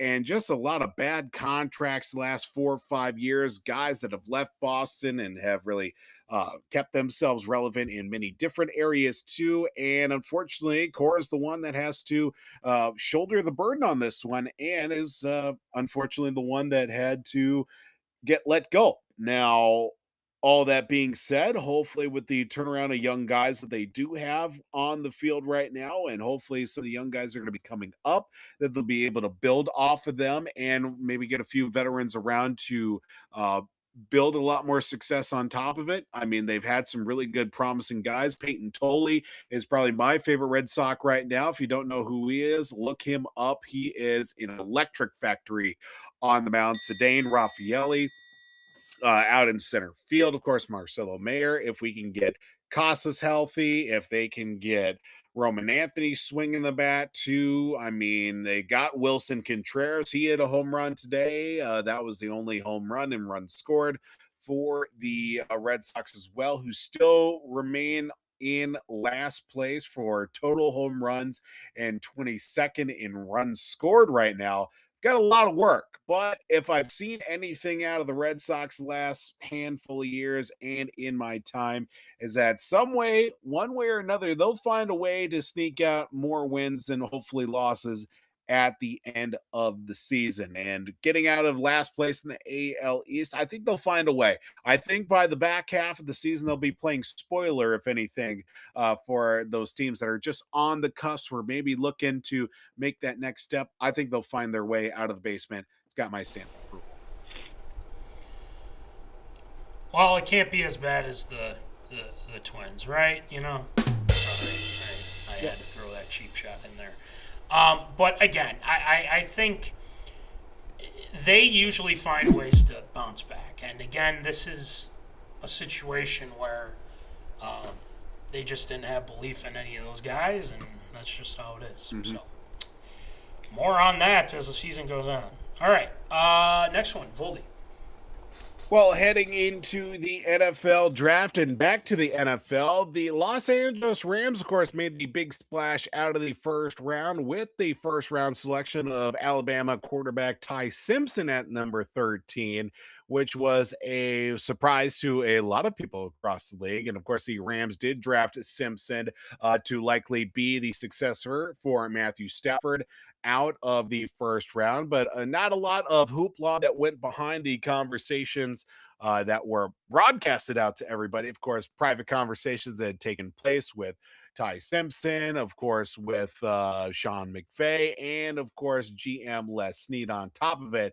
But seeing, of course, some of the mannerisms and body language out of Sean McVay didn't look very excited. The conversation that he had with Ty Simpson out of the draft call as well, fairly dismissive. But of course, McVay came out and said, hey, you know, he's thinking about Matthew Stafford trying to play, trying to be devil's advocate a little bit, like, hey, Stafford's my guy. This is where we are right now. But of course, you have to be looking to the future with Ty Simpson, all that on top of it, too. But looking at, of course, I know that we had conversations, we had messages as well. We talked with Jason Schmitz as well, our Rams insider for the program as well. Ty Simpson felt like a little bit of a reach for the Rams, but is it absurd or whether it be next season, 2 seasons down the road, will Ty Simpson be a suitable quarterback for the Rams? Absurd or approved?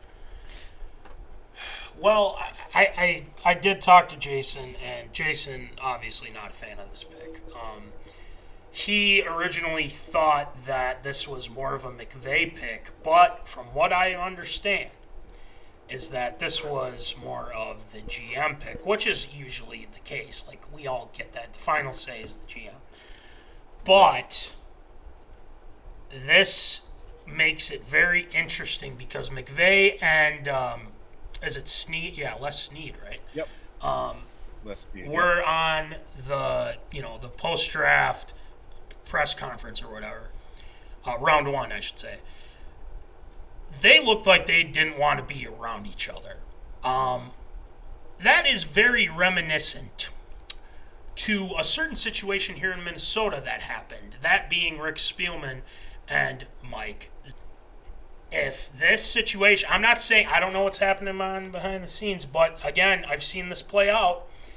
If the GM and the coach aren't on the same page, someone is going to have to be forced out. I think that's what's kind of going on here. And like you said, the less enthused and, backing his guy Stafford, like, okay, yeah, you get that. The one thing that they did do is they did call Stafford and say, hey, listen, man, we're going to draft him. It's just for the future type of thing. Whereas the Falcons didn't contact Kirk O'Chains, our guy Kirk O'Chains.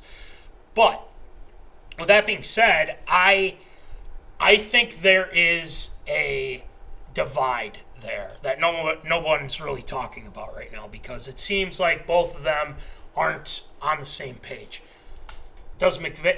Does it seem like McVay wanted him? I don't know. It doesn't seem like it.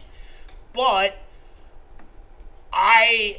once those things start happening, especially what would happen with Kwesi and the coaching staff here in Minnesota, this could be a potential, situation where the Rams start kind of falling off a little bit. Not saying that they will. I'm just speculating from this point. They've been very good these past few seasons. But for Ty Simpson, for his sake, maybe it's the smokescreen saying that there isn't a divide and he'll be suitable.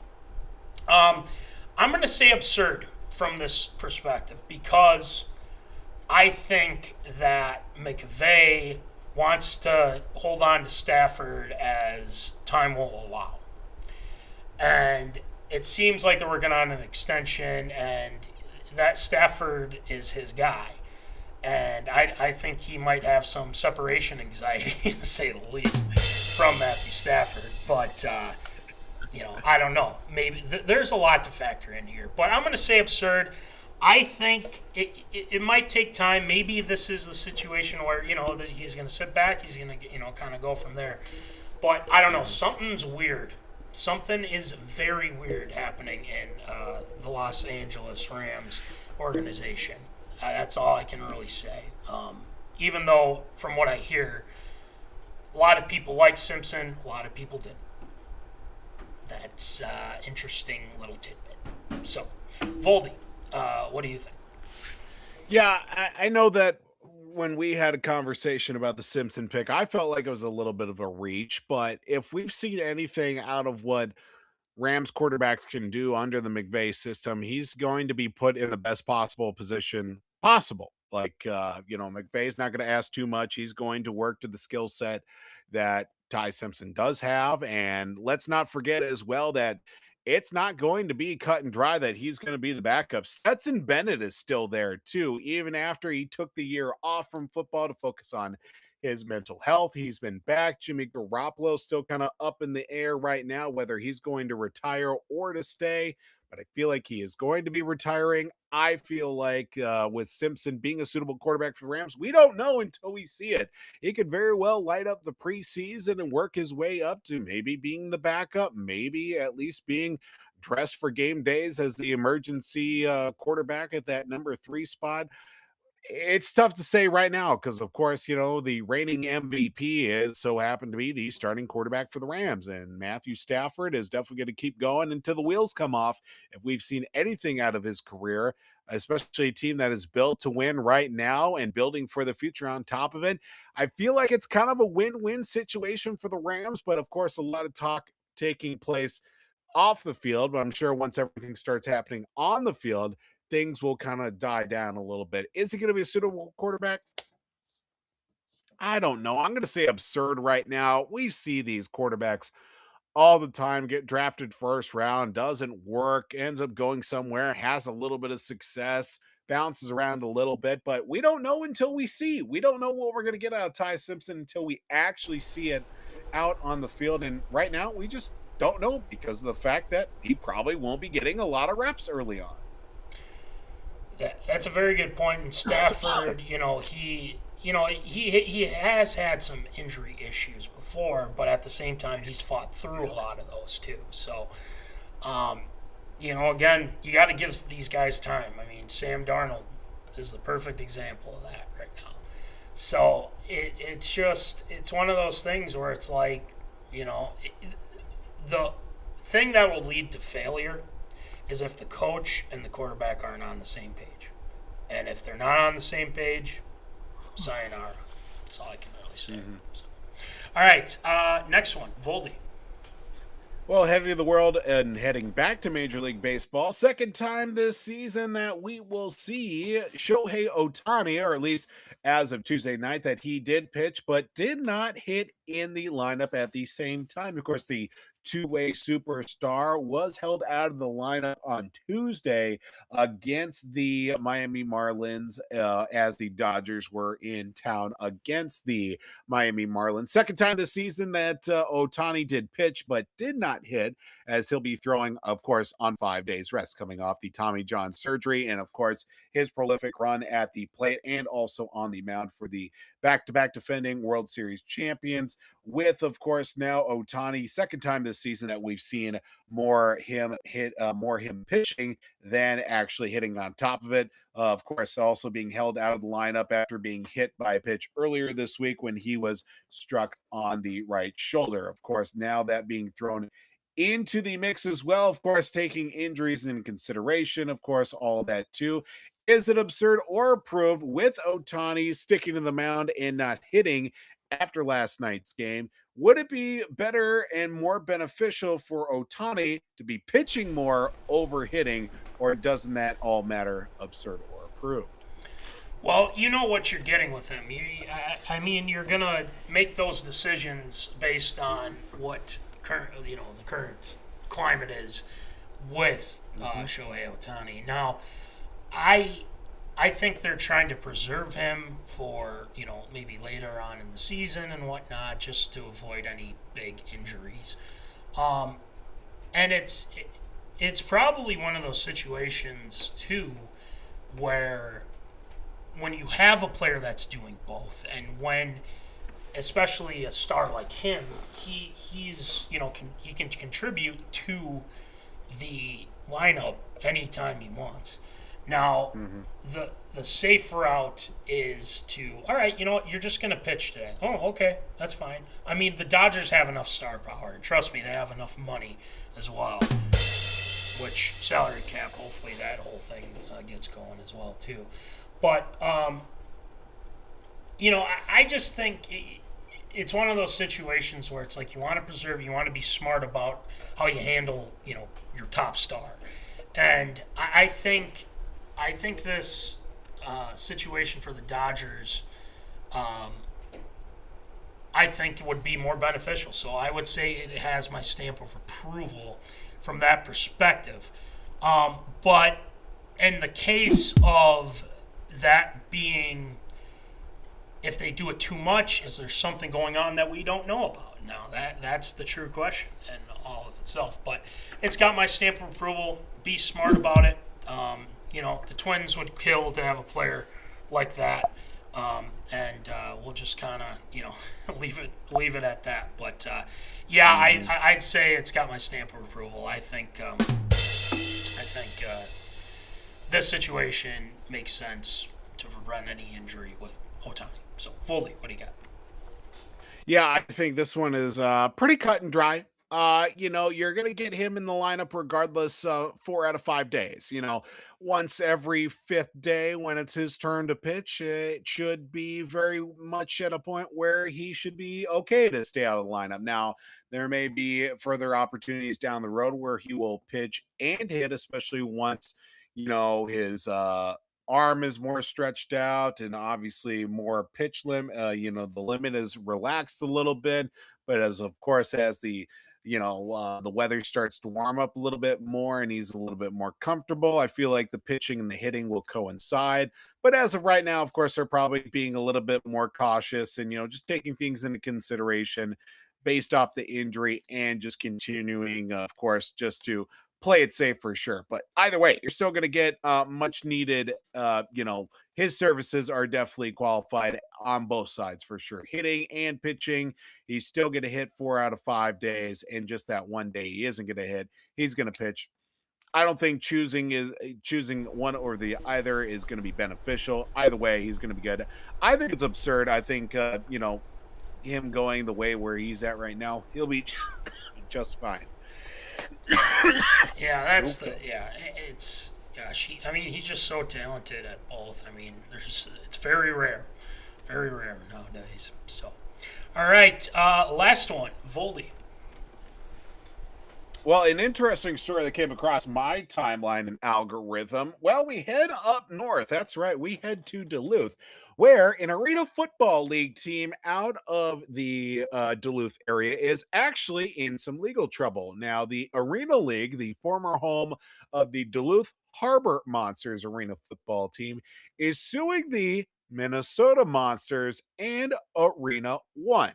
Now, the lawsuit was filed in U.S. District Court for Minnesota, alleging a variety of claims, including trademark infringement, breach of contract, unjust enrichment, and deceptive trade practices. Now, the lawsuit claims that new owners and former GM of the Duluth Harbor Monsters never received nor or sought league approval for the sale of the team, the Duluth Harbor Monsters, or to move to the new league that will be the Minnesota Monsters and Arena One. Now, of course, the Arena Football League and its subsequent diversions, indoor football, Arena League One, yada, yada, yada, all these different arena football leagues that have popped up over the years have just been up and down, crazy all over the place too.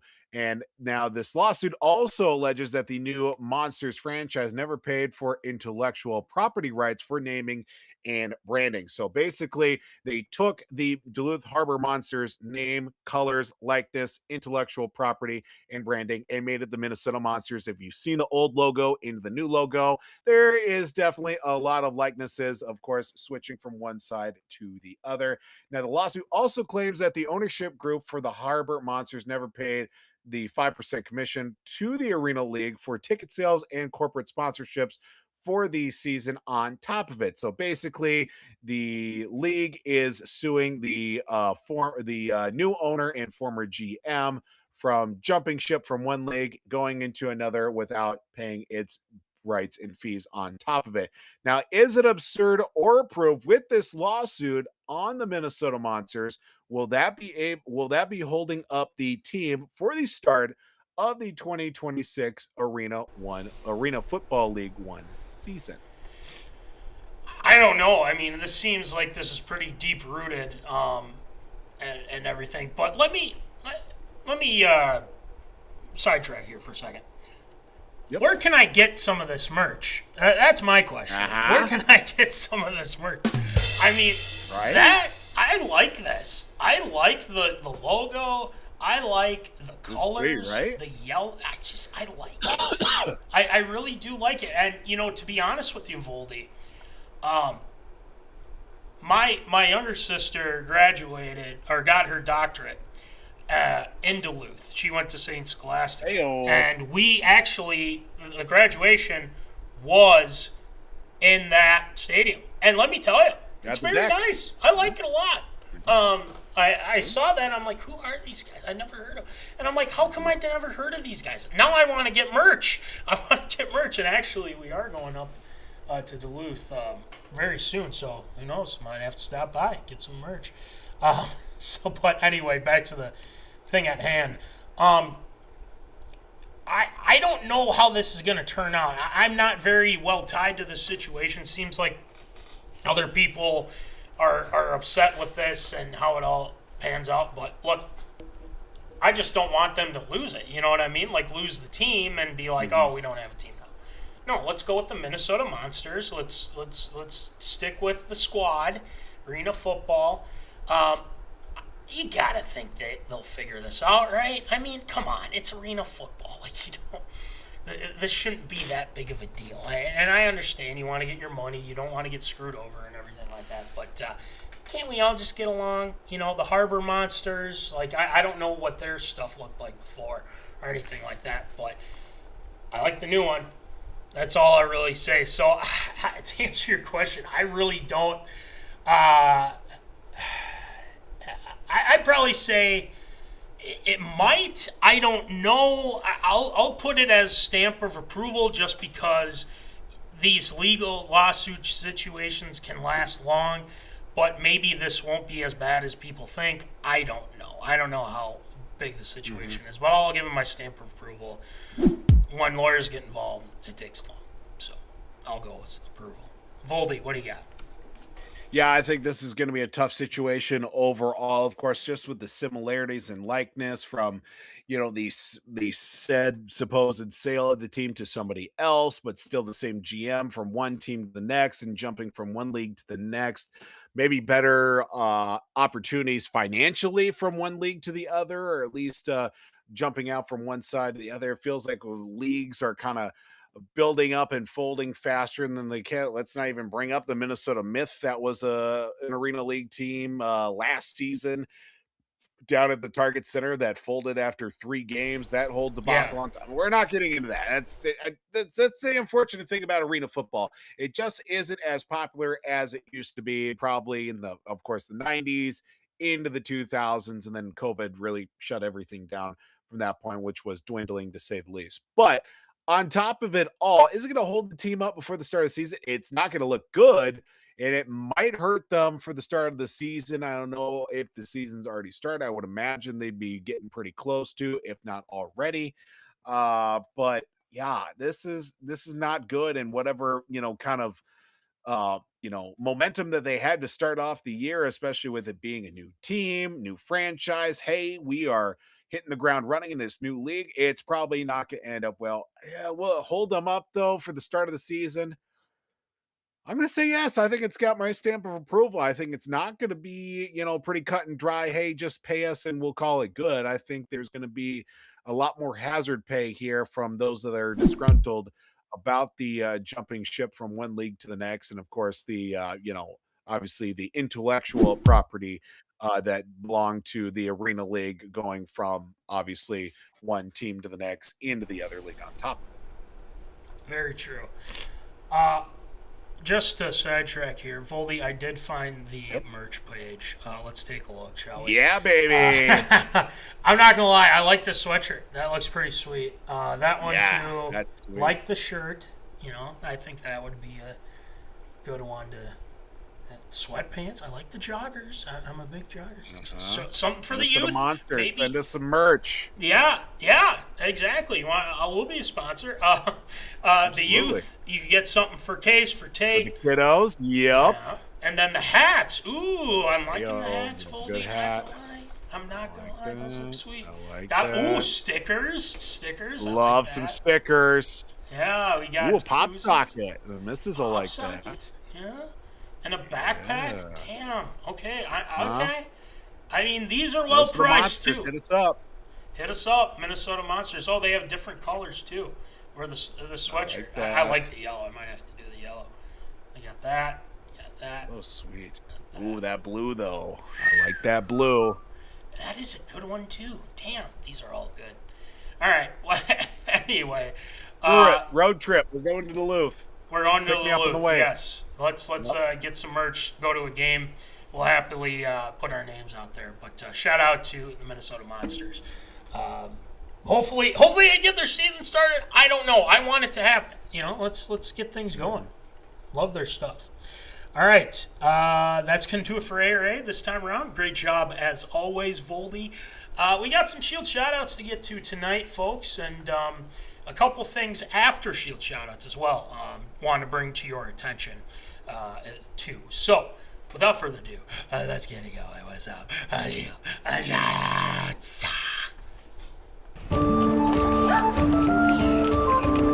Shield shoutouts.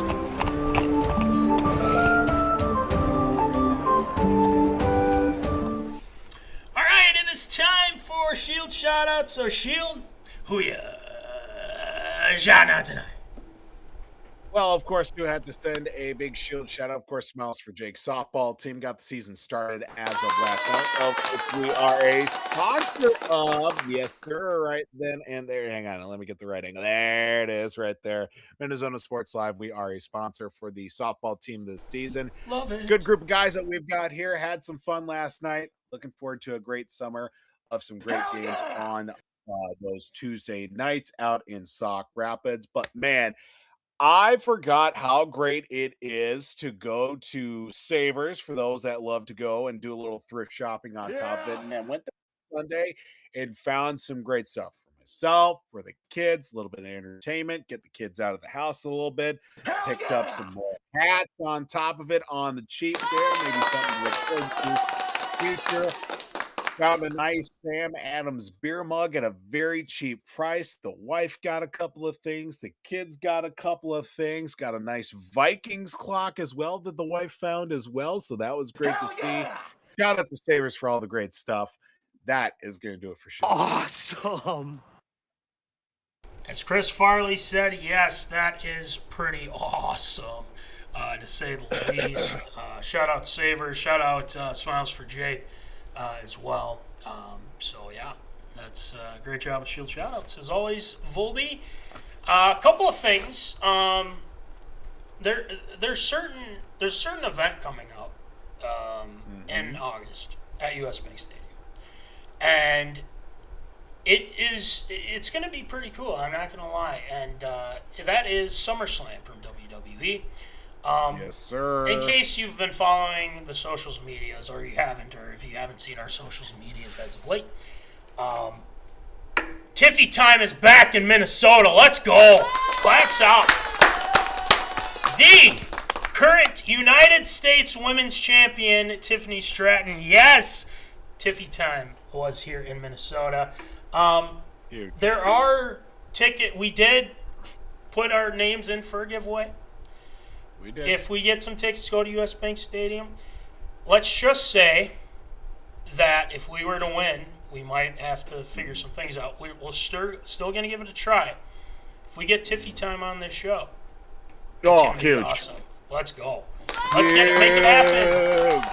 That would be awesome, having Tiffany Stratton on and whatnot. And she loves the Vikings. She was at TCO. I mean, literally, it's 5 minutes away. She was right over there. But, again, I had to work. Whatever. It's just, I wish that we could have figured that out. But I think tickets go on sale on Friday. I believe LA Knight and Maxine Dupree will be at the Mall of America this weekend. So maybe if you catch, we play this a lot on this show, VO and whatnot. So I don't know. Maybe I'll stop by. You never know. Never know. Keep an eye out. We're working on it. We will work on it. We will try our best as well. And another thing to keep in mind, too, there is something in the works. And we're working on something.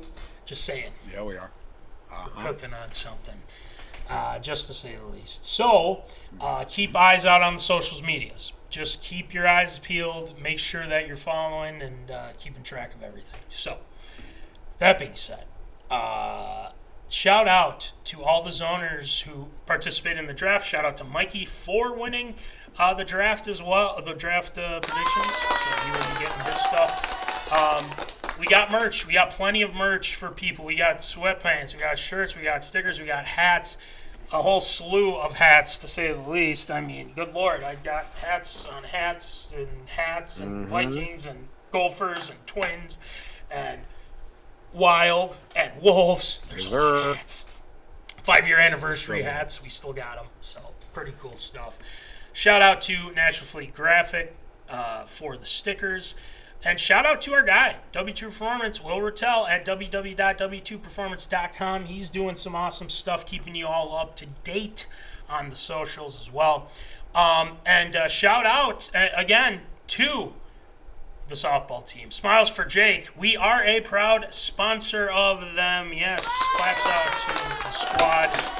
We appreciate that softball team, so shout out to them as well. Shout out to Smiles for Jake. TLS Performance. Troy Stoudemire Jr., our guy's doing his thing. He's got everything on the socials. Make sure you keep and follow him. Make sure you check out the Popcorn Bucket List. Nick Dahlhoff and Rhino Meyerberg as well. Our guy, Omni Entertainment. They had some reviews this week on the new Michael Jackson film, so make sure you check that out as well. There's a lot of movies happening coming up too, so they're the guys to talk to and listen to as well in all things movies. So that being said, that's going to do it for episode 282. Go Wild, go Wolves, Go Tiffy time. Go everything. Let's go. Minnesota, stand up. Let's get this done tomorrow. Let's go. Let's get it done. We will keep you up to date on the socials medias. It's going to be cold in Grand Casino Arena. The Iceman will be at work. Make sure you bring everything you had because it gets cold in there when Matt Boldy, the Iceman, is working, and Jade McDaniels at the Target Center. So, without further ado, as always, remember, folks, keep in the zone. Holla! Thank you for watching MinneZona Sports Live. Join us Wednesdays at 7 p.m. for live show broadcast. And as Voldy likes to say, follow us on all the socials medias.